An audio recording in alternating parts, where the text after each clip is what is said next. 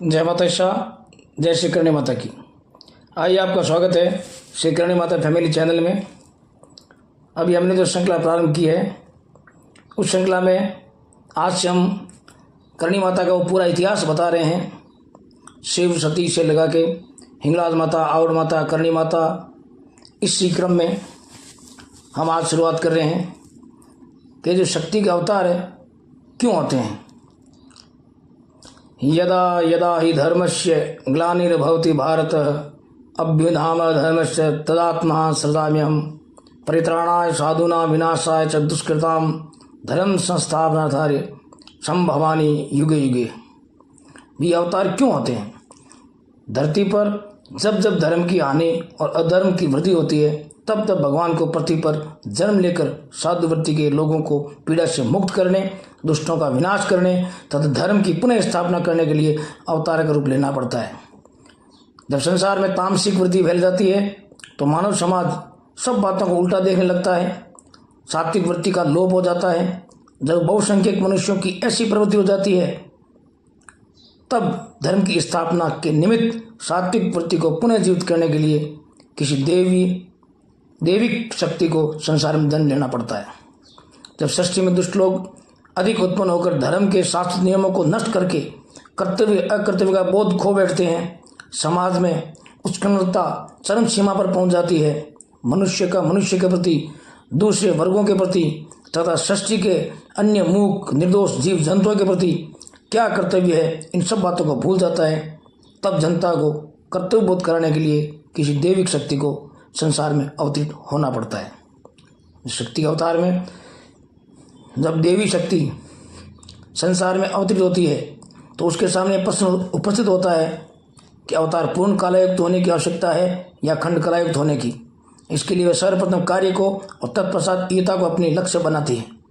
जब समाज विशेष की सात्विक वृत्तियाँ लुप्त होकर वह अर्थ वैपरीत्य को अपना लक्ष्य बना चुका है, तो उसके कर्मयोग का बोध कराने के निमित्त किसी भी देवी शक्ति को आंशिक रूप में आना पड़ता है। स्त्री रूप में अवतरित देवी शक्ति को स्वयं बताया है कि मैं ब्रह्मांड की अर्धनेश्वरी हूँ, मैं ही सारे कर्मों का फल भुगताने वाली और ऐश्वर्य देने वाली हूँ, मैं चेतन एवं सर्वज्ञ हूँ, मैं एक होते हुए भी अपनी शक्ति से नाना रूप भासती हूँ, मैं मानव जाति की रक्षा के लिए युद्ध ठानती हूँ और शत्रु का संहार कर पृथ्वी पर शांति की स्थापना करती हूँ, मैं ही भूलोक और स्वर्गलोक का विस्तार करती हूँ, मैं जनक की भी जननी हूँ। जैसे वायु अपने आप चलती है, वैसे ही मैं भी अपनी इच्छा से समस्त विश्व की स्वयं रचना करती हूँ। मैं आकाश और पृथ्वी से परे हूँ, अखिल विश्व मेरी विभूति है, मैं अपनी शक्ति से सब कुछ हूँ। इस रूप में विकसित देवी शक्तियों को लौकिक भाषा में देवी अवतार कहा जाता है। इसके प्रभुत्व का प्रमुख कारण यही रहा है कि अन्याय को नष्ट करने और शांति स्थापित करने के लिए शक्ति समय समय पर अवतार लेती रही है। इसी कारण अवतारों ने जन्म के लिए साधारणतः चारण जाति को पसंद किया और इनकी देवी के रूप में पूजा हुई। चारण जाति में अवतार क्यों हुए? चारण जाति में ही क्यों हुए? चारण जाति शक्ति उपासकों में एक प्रमुख जाति है।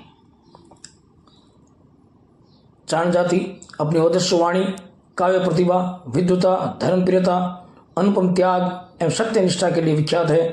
देवी गुणों से विभूषित होने के कारण ही इन्हें चारण देव तथा देवी पुत्र कहकर संबोधित किया जाता है। भारतीय साहित्य के प्रथम ग्रंथ वेद में 4 वर्णों के लिए अपनी कल्याणकारी वाणी से उपदेश देते हुए चारण के महत्व को बताया गया है। स्कंद पुराण में चारण को देवतुल्य कहा गया है। रामायण, महाभारत, गीता आदि धर्म ग्रंथों, बौद्ध एवं जैन साहित्य में चारणों का उल्लेख मिलता है। चारण मूलतः शक्ति के उपासक रहे हैं। चारण कन्याएं सुवासिनी यानी शक्ति का अवतार कही जाती है। इस जाति में उत्पन्न लड़कियों को बचपन से ही माताओं द्वारा यह शिक्षा मिला करती है कि तुम साक्षात देवी है, भगवती ने तुझको अपने अंश से उत्पन्न किया है, आदि आदि। इस प्रकार की निरंतर शिक्षा के कारण वह बचपन से अपने आप को माता की सुवासिनी अर्थात देवी के सहोदर बहन कहने लगती है। बचपन के ये संस्कार युवावस्था में विकसित होते हैं तो प्राकृतिक रूप से माँ शक्ति के साथ उसका प्रेम भी उत्कर्ष को प्राप्त हो जाता है। यही कारण है कि भगवती महाशक्ति या श्री जगदीश्वरी को स्त्री रूप में उत्पन्न होने के लिए चारण जाति अधिक अनुकूल जान पड़ी और समय समय पर इन जाति में देवियों के अवतार होते रहे हैं। अनेक चारण कन्याएं 9 लाख सगत धरती पर कलेश निवारण करके देवी के रूप में प्रतिष्ठित हुई है।